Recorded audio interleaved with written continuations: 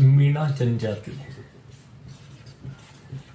देखिए, मीणा जनजाति को पढ़ने से पहले मैं आपको बता दूं कि राजस्थान में 8 प्रकार की मुख्य जनजाति एक मीणा है।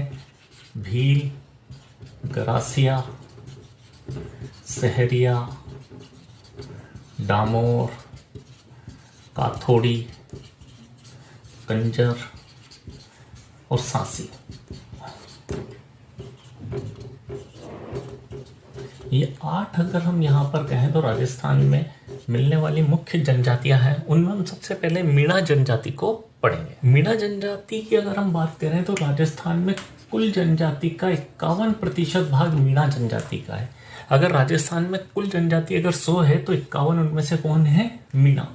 राजस्थान में जो मीणा है सबसे ज़्यादा जयपुर, दौसा, करौली और सवाई माधोपुर और सवाई माधोपुर जिले में रहते हैं। वैसे तो मीणा जनजाति राजस्थान के प्राय प्रत्येक जिले में रहती है, लेकिन मुख्य रूप से जयपुर, दौसा, करौली, सवाई माधोपुर, टोंक, भीलवाड़ा, बूंदी में है। मीणाओं ने सर्वाधिक विकास किया है।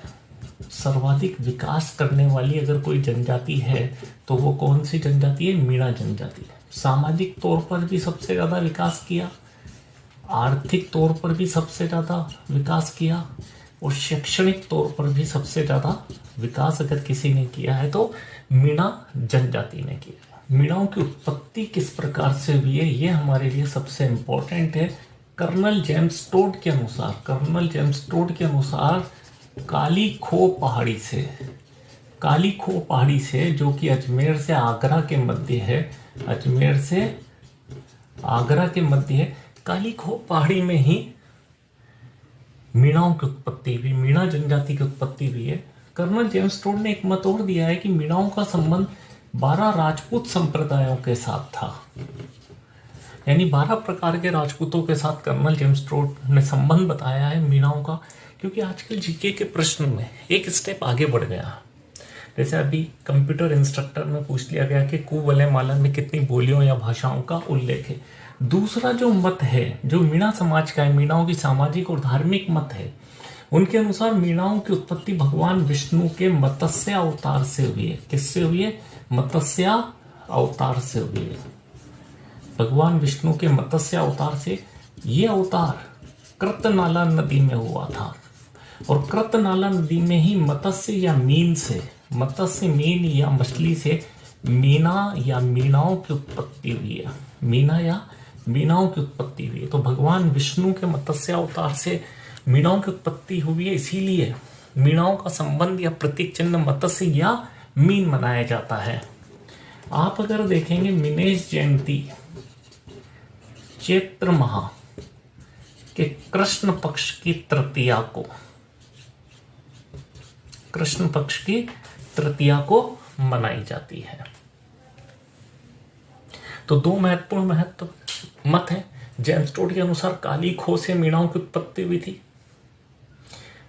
धार्मिक और सामाजिक मत की बात करें तो भगवान विष्णु के मत्स्य अवतार से मत्स्य या मीन से मीणाओं की उत्पत्ति हुई थी और यह मत्स्य या मीन की उत्पत्ति कृतनाला नदी में हुई थी। मीनेश जयंती चैत्र कृष्ण तृतीया को मनाई जाती है।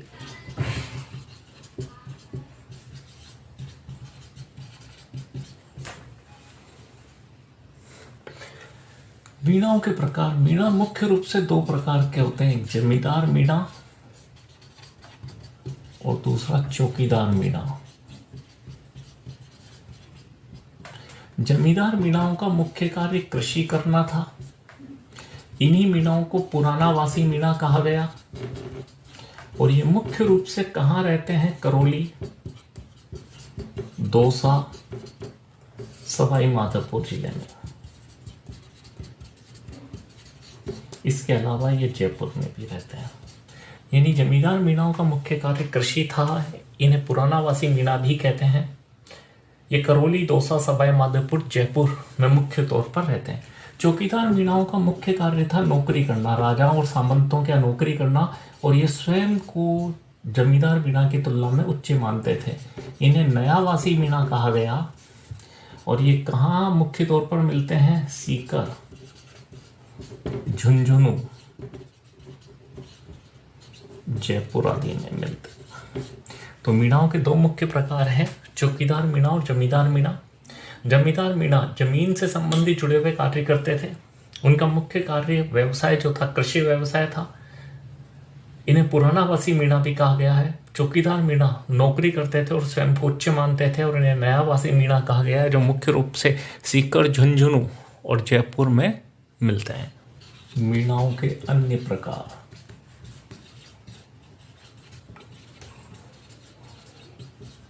कर्नल जेम्स टोड ने एक मीणाओं का प्रकार बताया था, आद मीणा।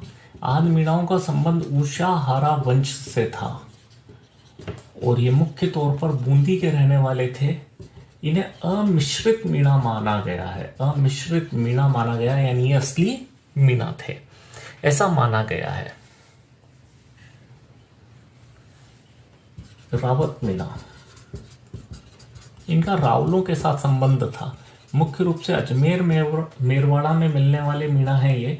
और रावत मीणा वो हैं जिन्होंने राजपूतों से संबंध रखे। जो मीणाओं ने राजपूतों से संबंध रखे वो सब क्या कहलाए? रावत मीणा। चौथिया मीणा, ये मुख्य रूप से अगर हम कहें सीकर, झुंझुनू, मारवाड़ की तरफ मिलने वाले मीणा हैं। ये गांवों को ये गांवों की रक्षा हेतु चौथ वसूली करते थे। गांव से ये चौथ लेते थे, लेकिन उन्हें विश्वास दिलाते थे कि वो उनके गांव पर आक्रमण नहीं करेंगे, और अगर कोई अन्य उनके ऊपर आक्रमण करेगा तो वो उस समय उनकी रक्षा भी करें। सुरतेवाल मीणा,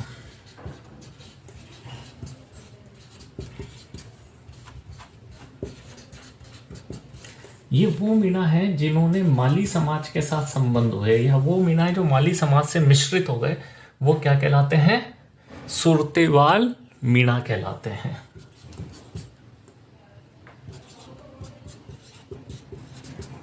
ठेठिया मीणा, ये मुख्य तौर पर जालोर और गोडवाड़ क्षेत्र के मीणा है।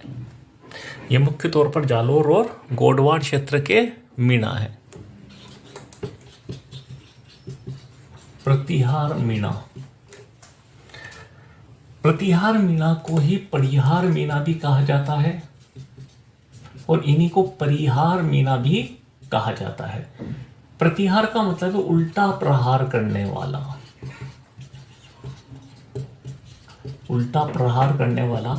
दूसरी चीज, ये छापामार युद्ध में, ये छापामार युद्ध में माहिर थे। छापामार युद्ध में माहिर थे, इसलिए ये सैन्य आवश्यकताओं की पूर्ति करते थे। और अगर अपने क्षेत्र में कोई आक्रमण करता था तो ये छुपकर उल्टा प्रहार करते थे, यानी छापामार युद्ध करते थे। ये मुख्य रूप से टोंक, बूंदी व भीलवाड़ा में मिलते थे। बूंदी व भीलवाड़ा में मिलते हैं। एक और अगर हम देखें, भील मीणा, ऐसे मीणा जो भीलों के संपर्क में रहे, मुख्य रूप से डूंगरपुर, बांसवाड़ा, उदयपुर और सिरोही वाले क्षेत्र में, और उदयपुर सिरोही वाले क्षेत्र में मिलते हैं। उजला मीणा, उजला मीणा की अगर हम बात करें तो ये वो मीणा है जिन्होंने सामाजिक सुधार आंदोलन को अपनाया था। सामाजिक सुधार आंदोलन को अपनाया था।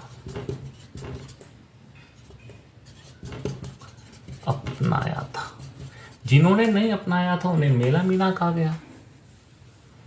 दस्सा मीणा,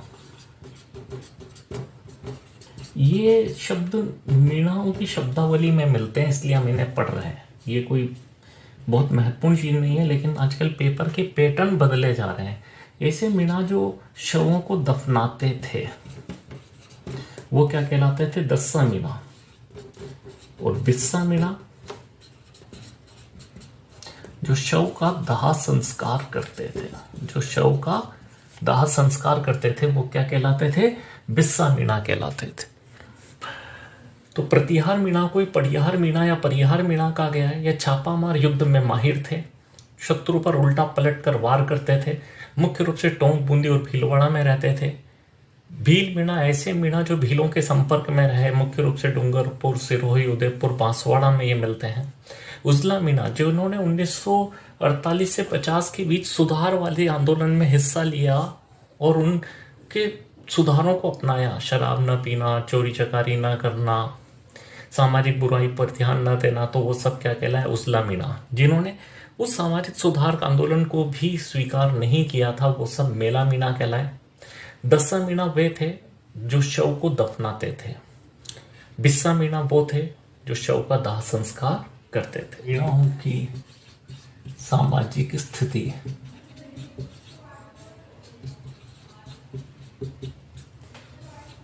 मीणाओं की सामाजिक स्थिति की अगर हम बात करें तो सबसे पहली चीज है कि इनमें संयुक्त परिवार प्रथा प्रचलित थी। संयुक्त परिवार प्रथा प्रचलित थी, यानी 2-2, 4-4 पीढ़ी के लोग एक ही मकान में रहते थे, एक ही चूल्हे पर उनका खाना बनता था। दूसरा, अगर हम यहाँ पर कहें, ये पुरुष प्रधान समाज था, यानी यहाँ पर पितृसत्तात्मक व्यवस्था थी। पितृसत्तात्मक व्यवस्था थी, पुरुष प्रधान समाज था, यानी पितृसत्तात्मक व्यवस्था थी। गोद प्रथा प्रचलित है, इसमें गोद प्रथा प्रचलित है। अगर किसी दंपत्ति के कोई संतान नहीं है या कोई लड़का उत्पन्न नहीं होता है, पुत्र नहीं होता है, तो वो अपने परिचित रिश्तेदारों से पंचायत की अनुमति लेकर पुत्र को गोद लेते थे। अतिथि संस्कार, अतिथि का सत्कार करते थे, सम्मान करते थे, लेकिन सबसे ज्यादा सम्मान जिसे वो देते थे वो था बहनोई। बहनोई का सम्मान सबसे ज्यादा करते थे। बहनोई कौन था? बहन का पति। दूसरा जो सम्मान सबसे ज्यादा करते थे फिर बहनोई के बाद, वो था जमाई, बेटी का पति। सबसे ज्यादा बहनोई को, और बहनोई ना मिले तो हम जमाई यूज करेंगे। तो मीणाओं में संयुक्त परिवार प्रथा प्रचलित थी, पुरुष प्रधान समाज था, गोद प्रथा प्रचलित थी, बहनोई और जमाई का सबसे ज्यादा सम्मान करते। और सामाजिक स्थिति में बात करें, आमेर और जयपुर के कौन शासक थे? कछवाहा वंश के शासक थे। यह हमें याद रखना होगा। मीणाओं के द्वारा कछवाहा वंश के शासक का, कछवाहा वंश के शासक का जब भी किसी का राज तिलक होता था तो मीणाओं के रक्त तिलक से उनका राज तिलक होता था। ढाणी या थोक, फर्स्ट प्रायोरिटी पर हम ये लगाएंगे, ये मीणाओं के क्या थे? गांव। मीणाओं के गांव। इनके घर के लिए कोई पर्टिकुलर नाम नहीं है। पटेल या पंच पटेल, इनके गांव का मुखिया जो होता था वो पटेल या पंच पटेल कहलाता था। गोठन, गोठन किसे कहते थे? दोस्तों के समूह को, दोस्तों के समूह को।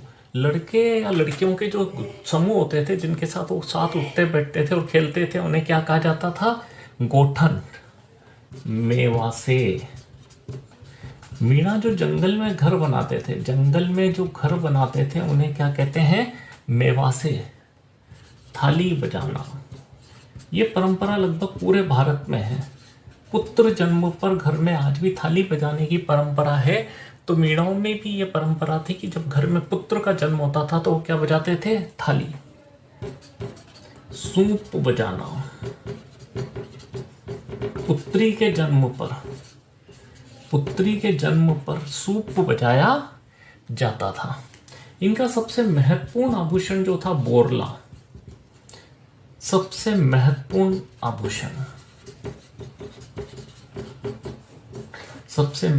आभूषण महिलाओं का यह सुहाग का प्रतीक चिन्ह माना जाता था। नथ है, टिंगनिया है, दामनी है, वो सब पहनते थे, पैरों में पायजब पहनते थे। हम आभूषण वाले चैप्टर को पढ़ेंगे तब पूरा पढ़ेंगे, लेकिन एक जो आभूषण सबसे महत्वपूर्ण है इनका महिलाओं का, वो क्या है? बोरला, बड़ा लिया। जो विवाह में मध्यस्थता करता था, लड़के और लड़की के पक्ष को आपस में मिलाता था, उसे विवाह का मध्यस्थ को क्या कहते थे? विवाह के मध्यस्थ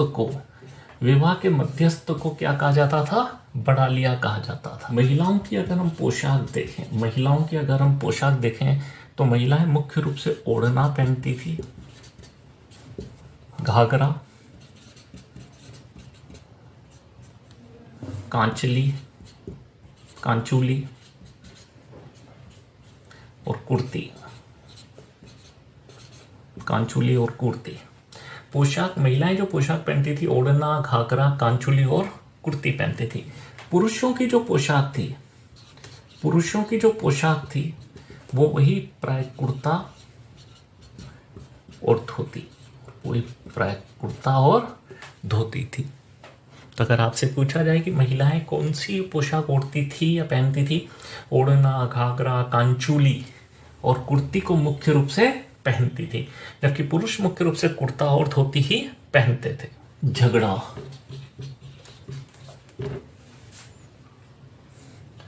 झगड़ा एक प्रकार की राशि थी जिसका संबंध नाता प्रथा से था। अगर कोई महिला अपने पति को छोड़कर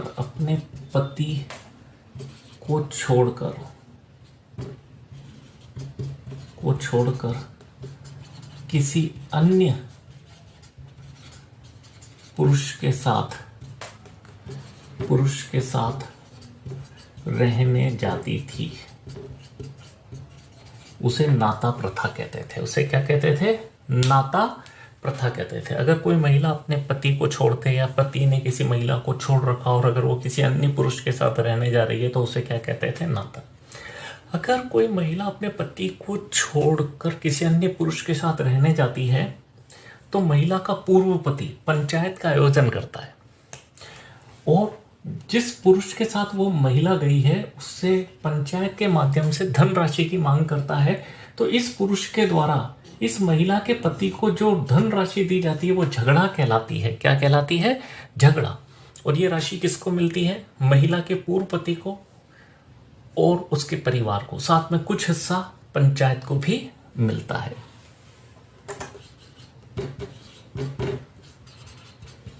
छेड़ा फाड़ना। महिलाओं का विवाह विच्छेद करने की एक परंपरा थी। एक प्रकार से हम सामान्य शब्द में कहते हैं तो तलाक। इतना आसान शब्द नहीं है, इतना आसान कार्य नहीं है। जो पति अपनी पत्नी को छोड़ना चाहता था वो पंचायत का आयोजन करता था और पंचायत के आयोजन में वो अपनी पत्नी की साड़ी या दुपट्टे को फाड़ देता था और फटा हुआ भाग उसके हाथ में रख देता था और साथ में कुछ रुपए भी उसे दे देता था। इस प्रक्रिया को छेड़ा फाड़ना कहते थे, अर्थात महिला को पति के द्वारा छोड़ दिया गया है। एक परंपरा है आटा साटा। इसी का अपभ्रंश रूप है आटा हाटा। मैं आपको बता दूं, इसमें शादी संबंध दो परिवारों के मध्य होते हैं लेकिन विवाह संबंध दो होते हैं। प्रथम परिवार और द्वितीय परिवार।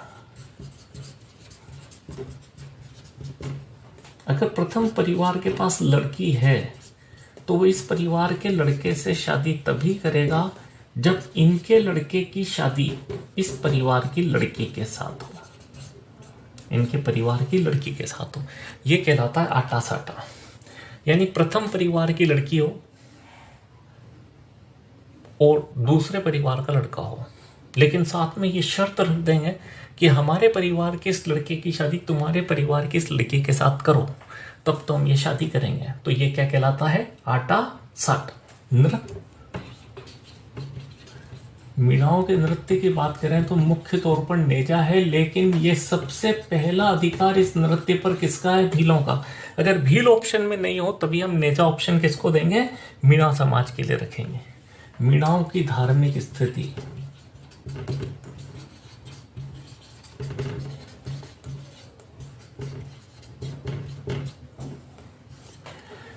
मीणाओं की धार्मिक स्थिति। मीणा हिंदू ही है, पहली चीज है। मीणा हिंदू धर्मी ही है, यानी वो हिंदू धर्म को ही मानते हैं। ये सबसे ज्यादा दुर्गा या शक्ति की पूजा करते हैं, शक्ति की पूजा करते हैं। इनकी लोक देवी की अगर हम बात करें, इनकी जो महत्वपूर्ण लोक देवी है वो है जीन माता। इनका मंदिर कहाँ है? रेवासा में। कहाँ पर है? रेवासा, जिला सीकर। एक और इनकी महत्वपूर्ण लोक देवी है चौथ माता। ये कहाँ है? चौथ का बरवाड़ा, सवाई माधोपुर। चौथ का बरवाड़ा, सवाई माधोपुर। इनकी आराध्य देवी बाण माता है। इनकी आराध्य देवी कौन सी है? बाण माता है। लोक देवता, कर्नल जेम्स टोड ने इनके लोक देवता का उल्लेख किया है, वो है बुद्ध लोक देवता। तो मीणाओं का लोक देवता कौन है? बुद्ध। और इनके इष्ट देवता अगर हम कहें तो इनके इष्ट देवता है भूरिया बाबा।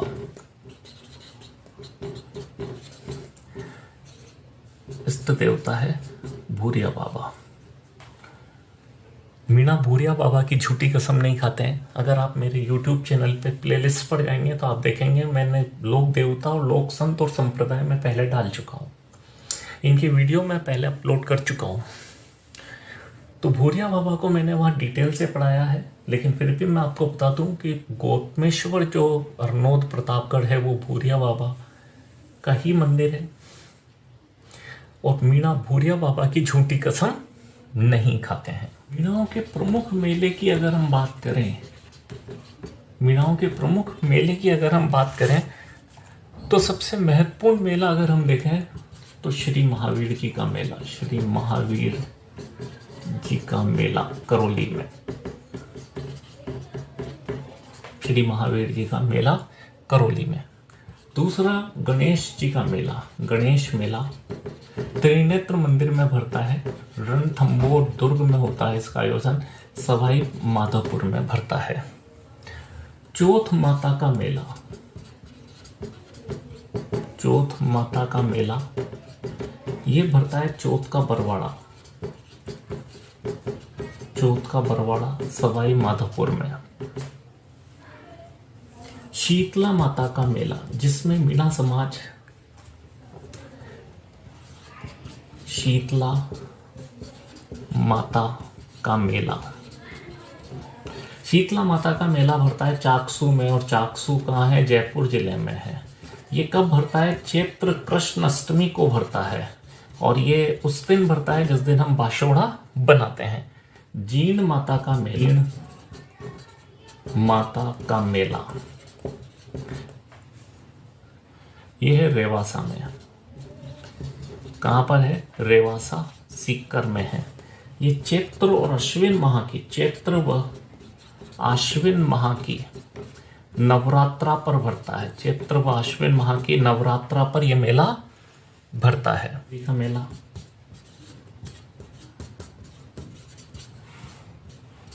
ये ध्यान रखना है, करौली जिले में महावीर जी के स्थान का नाम है। केला देवी का मेला ये करौली में भरता है। और ये भी कब भरता है? चैत्र व आश्विन नवरात्रा पर भरता है। भूरिया बाबा का मेला, भूरिया बाबा का मेला। और भूरिया बाबा का मेला वही गौतमेश्वर हरनौत प्रतापगढ़ में भरता है। तो ये मीणा समाज के महत्वपूर्ण भरे जाने वाले मेले हैं, या मीणा समाज के लोगों के द्वारा इन मेले में महत्वपूर्ण रूप से भाग लिया जाता है। श्री महावीर जी का मेला महावीर जी जिला करौली में। गणेश मेला त्रिनेत्र मंदिर जो है गणेश जी का रणथंभौर दुर्ग में, सवाई माधोपुर जिले में। चौथ माता का मेला चौथ का बरवाड़ा में भरता है, जिला सवाई माधोपुर। शीतला माता का मेला चाकसू जयपुर में भरता है और यह मेला चैत्र कृष्ण अष्टमी को भरता है। जीण माता का मेला रेवासा सीकर में। केला देवी का मेला करौली में और यह चैत्र व अश्विन माह की नवरात्रा को भरता है। भूरिया बाबा का मेला जो है हरनौत प्रतापगढ़ व पलासिया आबू पर्वत में भरता है। ये मीणा समाज की महत्वपूर्ण जानकारी है जो हमें मुख्य रूप से याद रखनी है, स्पेशली झगड़ा राशि, नाता प्रथा, छेड़ा पाड़ना, इनके गांव और मुखिया के नाम, पटेल, पंच पटेल, काली खो जो इनकी उत्पत्ति स्थल है, भगवान विष्णु का मत्स्य अवतार इनकी उत्पत्ति, इसीलिए मीणाओं का संबंध मीन या मत्स्य से है। अब हम मीणाओं के सामाजिक की बात करें मीणाओं ने सामाजिक क्षेत्र में भी उन्नति की है, लेकिन बीच के कुछ समय अंग्रेजों के समय में 1871 से लेकर 1952 तक इस जाति को बहुत ही कष्ट झेलने पड़े, प्रशासक की तरफ से भी और सब तरफ से बहुत दुखी रहे। तो उन्होंने किस प्रकार से ब्रिटिश सरकार ने इनको एक आपराधिक जाति घोषित किया और किस प्रकार ये इस चीज से मुक्त हुए, इसको हम पढ़ें कि मीणाओं का सामाजिक सुधार। अब हमारा अगला टॉपिक इसी वीडियो के साथ है, मीणाओं का सामाजिक सुधार। आपका एक प्रमुख तीर्थ है, मैं बता ही देता हूं आपको इसे। मीणाओं का प्रमुख तीर्थ है रामेश्वर धाम, जिला सवाई माधोपुर है, जहाँ त्रिवेणी संगम है, जिसे मीणाओं का प्रयागराज भी कहा जाता है। तो मीणाओं का प्रयागराज क्या है? रामेश्वर धाम। एक और चीज अगर हम देखें, हीदा मोरी। हीदा मोरी सवाई जयसिंह के समकालीन थे। हीदा मोरी सवाई जयसिंह के समकालीन थे। जब इन्होंने अश्वमेध यज्ञ करवाया, अश्वमेध यज्ञ करवाते समय में पंडितों ने कहा कि हमें वरदराज की कृष्ण वरदराज विष्णु प्रतिमा चाहिए, जो इस समय कहाँ थी? कांचीपुरम में ही थी। सवाई जयसिंह से पंडितों ने कहा कि अश्वमेध यज्ञ हम तभी कर सकते हैं जब वरदराज विष्णु की प्रतिमा लाई जाए, और वो भी कांची से। तो सवाई जयसिंह ने यह कार्य हीदा मोरी को सौंपा था, और हीदा मोरी कांची से वरदराज की विष्णु प्रतिमा को लेकर जयपुर आए थे, और तभी सवाई जयसिंह इस आधुनिक काल का सबसे अंतिम अश्वमेध यज्ञ कर पाए थे। आज भी अगर आप देखेंगे तो चौपड़ रामगंज के वहां एक हीदा की मोरी नाम की एक गली है, जो हीदा मोरी नाम के मीणा को ही समर्पित है। अंग्रेजों ने भी एक देवली रेजिमेंट बनाई थी। अंग्रेजों ने एक देवली रेजिमेंट बनाई थी, और इस देवली रेजिमेंट में सिर्फ मीणाओं की ही भर्ती होती थी। मीणाओं की ही भर्ती होती थी। ये चीज हमें याद रखना है। मीणाओं में सामाजिक सुधार आंदोलन। मीणाओं में सामाजिक सुधार आंदोलन 1871 से लेकर 1952 तक मीणाओं की समाज में स्थिति अत्यंत ही खराब कर दी गई थी। विशेष रूप से 1871 में ब्रिटिश सरकार ने एक अधिनियम जारी किया था, जिसके तहत मीणाओं को जरायम पेशा यानी कि आपराधिक जाति घोषित कर दिया गया था। हम इसे शॉर्ट में पढ़ने की कोशिश करेंगे, ताकि हमारे जीके के जो क्वेश्चन आते हैं उसी के हिसाब से हम इन्हें पढ़ने की कोशिश करेंगे। सबसे पहले 1871 ब्रिटेन ने आपराधिक अधिनियम लागू किया, जिसके तहत मीणाओं को जरायम पेशा यानी आपराधिक जाति घोषित कर दिया गया। आपराधिक जाति घोषित कर दिया गया। यह सबसे बड़ा अभिशाप था कि एक मीणा जन्म से ही अपराधी का भाव लेकर पैदा होता था। एक बहुत बड़ी एक सामाजिक चुनौती थी हमारे लिए कि हम मीणाओं को वापस पृष्ठभूमि में लेकर आए। फिर 1924 में फिर ब्रिटिश सरकार ने आपराधिक जनजातीय अधिनियम पारित किया, और इसके तहत क्या कर दिया कि जो भी 12 वर्ष से बड़ा मीणा है, चाहे वो पुरुष हो, महिला हो, बच्चा हो, उसे प्रतिदिन थाने में जाकर हाजिरी देनी होगी। ये एक और कलंक उनके ऊपर लगा दिया गया। यानी पहले हमें याद रखना होगा, आपराधिक अधिनियम कब लागू हुआ? 1871, जब उन्हें आपराधिक जाति घोषित किया गया। प्रतिदिन थाने में आकर हाजिरी देनी होगी 12 वर्ष से अधिक को। वो कब है? 1924।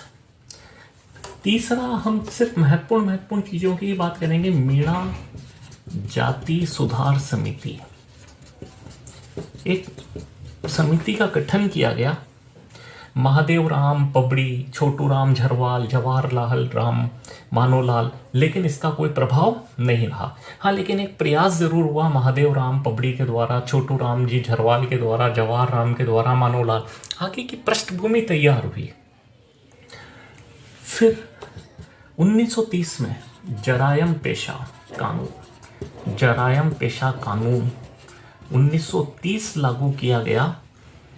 जरायम पेशा कानून 1930 जयपुर रियासत के द्वारा लागू किया गया। और इसके तहत मीणाओं को थाने में कठोरता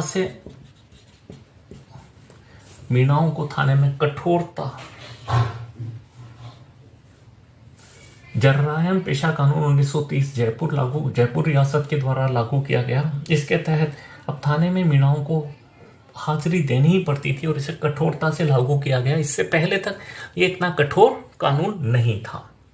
1871 में आपराधिक अधिनियम के तहत ब्रिटिश सरकार ने मीणाओं को जरायम पेशा या आपराधिक जाति घोषित किया।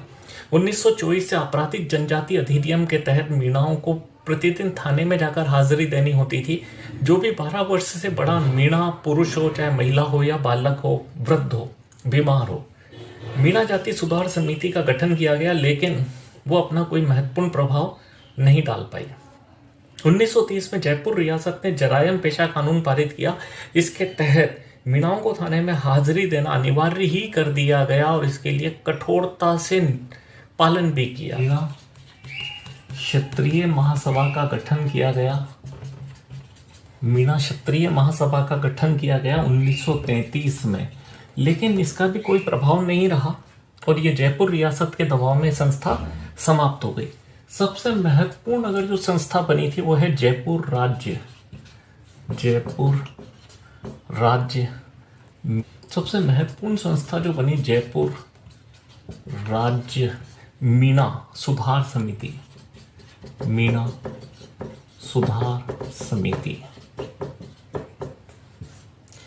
इसका जो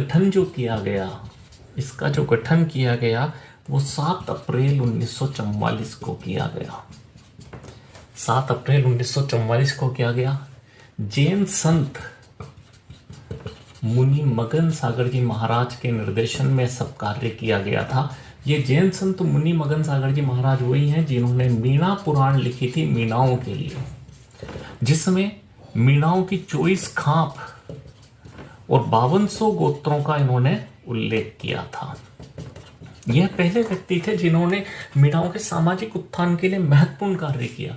गठन कब हुआ? 7 अप्रैल 1944 को। किसके प्रभाव से हुआ? जैन संत मुनि मगन सागर जी महाराज से, जिन्होंने मीणा पुराण लिखी थी, जिसमें मीणाओं को 24 खाप या पंचायतों में बांटा गया था और मीणाओं के 5200 गोत्रों का उल्लेख किया गया था। इसका जो गठन किया गया था, स्थान जो था नीम का थाना सीकर। इसकी अध्यक्षता बंशीधर शर्मा जी ने की। इसके मंत्री राजेंद्र कुमार शर्मा रहे। संयुक्त मंत्री लक्ष्मी नारायण झरवाल रहा। इस संस्था का 3 महत्वपूर्ण कार्य थे। 3 सूत्री कार्यक्रम रखा गया था कि मीणाओं में जो भी सामाजिक बुराइयां हैं, शराब पीना, आपराधिक कार्य करना, वो सब रोका जाएगा। तो मीणाओं में बुराइयों को समाप्त करा जाएगा। पहले मीणा समाज में जनजागृति लाई जाएगी। दूसरा, दबाव डालकर जरायम पेशा और दादरसी जैसे कानूनों को रद्द करवाया जाएगा जो ब्रिटिश रियासत और जयपुर रियासत के द्वारा लागू किए गए हैं, और जो चौकीदारी प्रथा है उसको समाप्त किया जाएगा। इसका लाभ ये रहा कि अधिकांश मीणाओं ने सामाजिक सुधार आंदोलन को अपनाया और शराब व पीना बंद कर दिया और आपराधिक गतिविधियां भी बंद कर दी। 1945 में श्री माधोपुर में इसका फिर एक अधिवेशन हुआ। जयपुर राज्य मीणा सुधार समिति का एक अधिवेशन हुआ। इसमें जरायम पेशा कानून को समाप्त करना ही एकमात्र उद्देश्य रखा गया और 1945 श्री माधोपुर में एक और अधिवेशन हुआ। इसका मुख्य उद्देश्य था जरायम पेशा कानून को समाप्त करना। इस आंदोलन का संयोजक श्री लक्ष्मी नारायण झरवाल को बनाया गया था और श्री लक्ष्मी नारायण झरवाल ने इस 1945 श्री माधोपुर के सम्मेलन में एक शब्द कहे थे, कथन का। श्री लक्ष्मी नारायण झरवाल ने एक प्रसिद्ध कथन कहा था, चाहे मेरे शरीर के कितने भी टुकड़े टुकड़े कर डालो, आज़ादी की लड़ाई और महात्मा गांधी के अहिंसा के रास्ते को नहीं छोड़ूंगा। यानी आज़ादी की लड़ाई को भी नहीं छोड़ूंगा और गांधी जी के अहिंसा के रास्ते को भी नहीं छोड़ूंगा। इस आंदोलन को जयपुर प्रजामंडल ने भी साथ दिया। साथ में अखिल भारतीय देशी राज्य लोक परिषद ने भी इसका समर्थन दिया। 31 दिसंबर 1945 से 5 जनवरी 1946 में जब अखिल भारतीय देशी राज्य लोक परिषद का सम्मेलन हुआ था, तब पंडित जवाहरलाल नेहरू ने भी मीणाओं की सामाजिक सुधार आंदोलन का उल्लेख किया और नेहरू जी ने कहा कि मीणाओं को जो जरायम पेशा जाति घोषित कर रखा है वो समाप्त होना चाहिए। पंडित जवाहरलाल नेहरू जी के आह्वान पर हीरालाल शास्त्री जी, टीकाराम पालीवाल जी और पिछड़ी जातियों के मसीहा ठक्कर बापा ने जयपुर के तत्कालीन प्रधानमंत्री, विशेष रूप से जयपुर को जो लेटर लिखा था तो पिछड़ी जातियों के मसीहा ठक्कर बापा ने लिखा था। और जयपुर के जो इस समय के तत्कालीन प्रधानमंत्री थे सर मिर्जा इस्माइल खान, उनको यह पत्र लिखा कि दादरसी कानूनों को समाप्त किया जाए। तो 4 मई 1946 को दादरसी कानून समाप्त किए गए, जिसके तहत कठोर नियम लागू किए गए थे। और 3 जुलाई 1946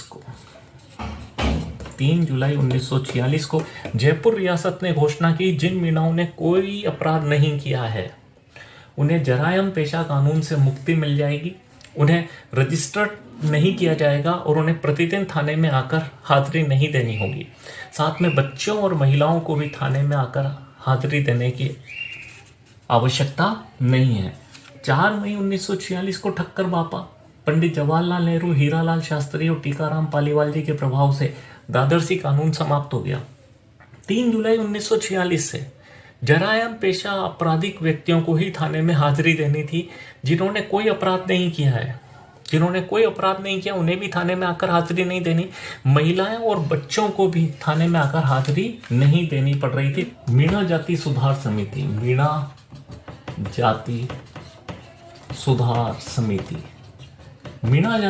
समिति ने 20 जुलाई 1946 को एक नई मांग रखी। उसने कहा जिन्होंने 10 वर्ष से कोई अपराध नहीं किया है उसे भी थाने की हाजिरी से मुक्ति दी जाए। जिसने 5 वर्ष से कोई अपराध नहीं किया है वो अपनी जमानत देगा और उसे भी थाने में हाजिरी देने से रोक दिया जाए। और जो एक अनिवार्य रूप से इन्हें चौकीदारी का कार्य दिया जा रहा था, जबरन खालसा भूमि पर दिया जा रहा था, उसे भी रोका जाए। तो मीणा जाति सुधारने, देखिए 3 जुलाई 1946 को तो क्या किया गया कि जिन्होंने कोई अपराध नहीं किया है और जो महिलाएं और बच्चे उन्हें थाने में आने की आवश्यकता नहीं है। लेकिन मीणा जाति सुधार समिति ने 20 जुलाई 1946 को एक मांग रखी कि जिन्होंने 10 वर्ष से कोई अपराध नहीं किया है उन्हें भी थाने में आने से मुक्ति दी जाए। जिन्होंने 5 वर्ष से कोई अपराध नहीं किया है उन्हें जमानत के आधार पर थाने में आने से मना किया जाए और साथ में चौकीदारी के कार्य को भी रोक दिया जाए। 10 अगस्त 1946 मीणा जाति सुधार की 2 मांगे स्वीकार कर ली कि उनको चौकीदारी का कार्य जबरदस्ती नहीं करवाया जाएगा और जिन्होंने 10 वर्ष से कोई अपराध नहीं किया है, जिस मीणा जनजाति के पुरुष ने 10 वर्ष से कोई अपराध नहीं किया है उन्हें एम पास दिया जाएगा और एम पास से वो थाने में आने जाने से वो मुक्त हो जाएंगे। 20 अक्टूबर 1946 को बागावास में मीणा सुधार समिति का अधिवेशन हुआ और मीणा सुधार समिति का जो अधिवेशन हुआ उसमें जयपुर प्रजामंडल से 2 नेता भी आए थे, हीरालाल शास्त्री जी और टीकाराम पालीवाल जी। इन दोनों ने भी आकर इस सम्मेलन को संबोधित किया और इस अधिवेशन का ये प्रभाव रहा कि 16,000 मीणाओं ने चौकीदारी कार्य छोड़ा। 16,000 मीणाओं ने चौकीदारी कार्य छोड़ा और इस दिन मीणाओं ने कौन सा दिन मनाया? मुक्ति दिवस मनाया। कौन सा दिवस मनाया? मुक्ति दिवस मनाया। 6 जून 1947 मीणा सुधार समिति ने जयपुर में एक विशाल प्रदर्शन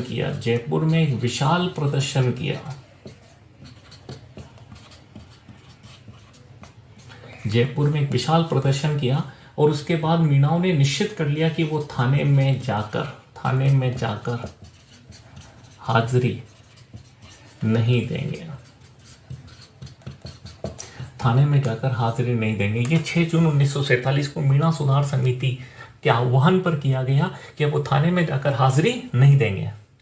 राजस्थान का इसी समय एकीकरण चल रहा था। 49 में जयपुर की रियासत का राजस्थान में एकीकरण हो गया था।